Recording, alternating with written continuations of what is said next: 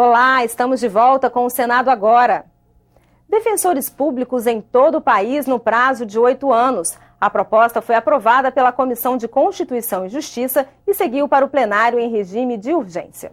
A União e os estados devem estabelecer defensorias públicas em todas as comarcas do país no prazo de 8 anos após a aprovação da PEC, proposta de emenda à Constituição. A Defensoria Pública atua na Justiça em favor dos que não têm dinheiro para pagar um advogado. A falta de defensores foi revelada pelo Instituto de Pesquisas Econômicas Aplicadas, IPEA. De acordo com esse levantamento, nas defensorias públicas dos estados e do Distrito Federal, só há defensores para atuar em apenas 28% das comarcas ou seções judiciárias do país. No caso da Defensoria Pública da União, a carência é ainda maior, apenas 22%. Se nós queremos dar igualdade, se nós queremos dar condições de dignidade à população brasileira, nós temos que garantir justiça e advogados à maioria da população que não pode pagar advogados no país. A comissão permitiu que um dos autores da proposta, o deputado Mauro Benevides, pudesse falar. Uma homenagem a quem já foi presidente do Senado. Com a aprovação dessa matéria, o grande beneficiário não é o defensor público. O grande beneficiário é o carente, é o necessitado de todo o país. A aprovação total dessa PEC representa emancipação ao povo brasileiro que mais necessita dos serviços da Defensoria Pública e que hoje não tem acesso. Significa acesso à justiça a essas pessoas, significa garantia de direitos humanos a essas pessoas, que segundo dados do IBGE são aproximadamente 82% da população brasileira que não contam com o serviço da Defensoria Pública, mas que têm direito a terem um defensor público em suas comarcas. A Comissão de Constituição e Justiça aprovou também, em turno suplementar, o projeto que proíbe empresas de fazerem doações para campanhas eleitorais. Se não houver recurso para levar a discussão a plenário, o projeto seguirá para a Câmara dos Deputados. Foram aprovadas ainda a proposta que permite ao comerciante estabelecer preços diferentes na venda à vista e no cartão, e a que permite que somente um dos cônjuges tenha uma diferença de idade de 16 anos em relação à criança que vai ser adotada. Dedução no imposto de renda nos serviços prestados pelos cuidadores de idosos e o uso racional das águas da chuva. Projetos aprovados hoje na Comissão de Assuntos Sociais. Evitar desperdícios e promover na sociedade o sentimento do uso racional dos recursos naturais, a começar pela água. O projeto aprovado pela Comissão de Assuntos Sociais e que agora vai à Comissão de Meio Ambiente obriga novos condomínios comerciais e residenciais a implantar sistema de coleta, armazenagem e uso das águas das chuvas. A comissão também aprovou dedução no imposto de renda das despesas das famílias com os cuidadores de idosos. A matéria ainda será analisada pela Comissão de Assuntos Econômicos. Porque sairá muito mais barato para o Estado. Quando eu digo Estado em senso lato, você permitir o abatimento do que se gasta com os cuidadores do idoso do que facilitar um acidente doméstico com o idoso, que é muito frequente, é o que mais interna idoso no Brasil, são os acidentes domésticos, e aí sim, esse idoso vai ocupar um leito de UTI, vai ser internado, os gastos são maiores. É alguém que vai cuidar dessa pessoa de forma integral. E é mais do que justo que a família, que muitas vezes tem esse idoso, mas não tem condição financeira de bancar esse cuidador, tenha algum benefício. E são equipes que têm que se revezar muitas vezes, né? Então isso traz um ônus realmente para as famílias, né?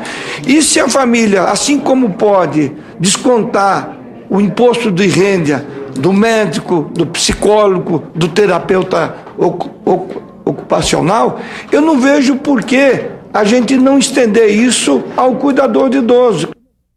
O projeto do Marco Civil da Internet esteve na pauta de 2 comissões hoje pela manhã, mas pedidos de vistas adiaram a votação da matéria para a semana que vem. A Comissão de Ciência e Tecnologia convocou sessão extraordinária para votar o Marco Civil. O relator na comissão fez apenas ajustes de redação e manteve o texto aprovado na Câmara. Mas a oposição quer mudar o conteúdo e pediu vistas da proposta. O projeto que veio da Câmara, que aliás é um bom projeto, ele diz que autoridades administrativas podem ter acesso ao sigilo da internet. Autoridades administrativas é muito amplo.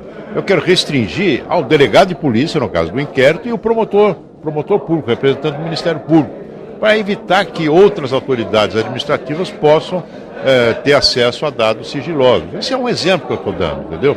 Há algumas outras disposições que precisam ser melhoradas. Mais tarde, a mesma estratégia foi utilizada na Comissão de Constituição e Justiça. Pela ordem, senador Luiz Nunes pede para vistas. maturar. Vista coletiva, senhor presidente. Vista coletiva concedida.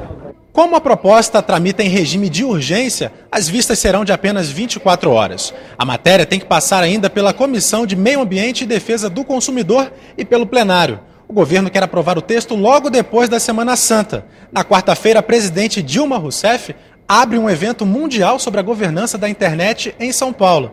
Ela, que foi vítima de espionagem, quer apresentar o Marco Civil brasileiro como um modelo para o mundo. Qualquer alteração que fizéssemos aqui, obviamente esse projeto voltaria para a Câmara e só voltaria daqui a 2 ou 3 anos. Eu acho que pela urgência do tema, não é, pela importância que é, e o Brasil está na vanguarda, né? Vai ser o segundo país do mundo a ter um código específico para a internet. Teremos um fórum no Brasil onde seria muito importante, não para o presidente da República, mas para o Congresso brasileiro mostrar para o mundo inteiro, né, que nós saímos na frente nessa matéria. O salário mínimo deve passar para R$ 779 a partir de janeiro do ano que vem. A previsão de aumento faz parte do projeto da LDO, a Lei de Diretrizes Orçamentárias. O Poder Executivo entregou a proposta ontem ao Congresso. Para 2015, as prioridades do governo continuam sendo o Plano Brasil Sem Miséria, o PAC, Programa de Aceleração do Crescimento, e o Minha Casa Minha Vida. A ministra do Planejamento, Miriam Belchior, explicou uma das novidades da LDO para este ano: a liberação total dos recursos previstos para alguns programas se o orçamento não for sancionado até 31 de dezembro. Não há razão para que os investimentos sejam contingenciados enquanto o orçamento não é aprovado. Nós estamos propondo ao Congresso que se agregue a essa lista os investimentos realizados pelo Ministério da Educação, os investimentos do PAC e os investimentos das empresas estatais, porque o país precisa que os investimentos não sofram nenhuma restrição. Pela proposta da LDO, o salário mínimo passa de R$ 724 para R$ 779,79, um reajuste de 7,71%. O PIB, Produto Interno Bruto, deve crescer 3% e a inflação deve ser de 5%. O governo pretende ainda economizar mais de R$ 143 bilhões para pagar os juros da dívida pública. E a meta do superávit primário, 2,5% do PIB, é maior do que o previsto para este ano, que é 1,9%. Mais de 80% da economia será feita pela União. O governo federal pretende compensar a parte dos estados e municípios que não conseguirem cumprir o esforço fiscal. O governo federal ele vai ser responsável por compensar uma eventual frustração da meta dos estados e municípios. Ou seja, se eles fizerem menos do que 0,50, o governo federal vai cobrir essa diferença. A ministra do Planejamento virá ao Congresso detalhar a proposta da LDO e deve ser questionada sobre a execução das emendas parlamentares, que não está prevista no texto. Ficou acertado da nossa ministra vir aqui dia 29 para fazer uma audiência pública.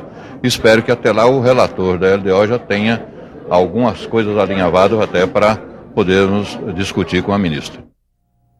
O Senado agora fica por aqui. A qualquer momento voltamos com mais informações. Assista dentro de alguns minutos a sessão plenária de hoje. Boa tarde.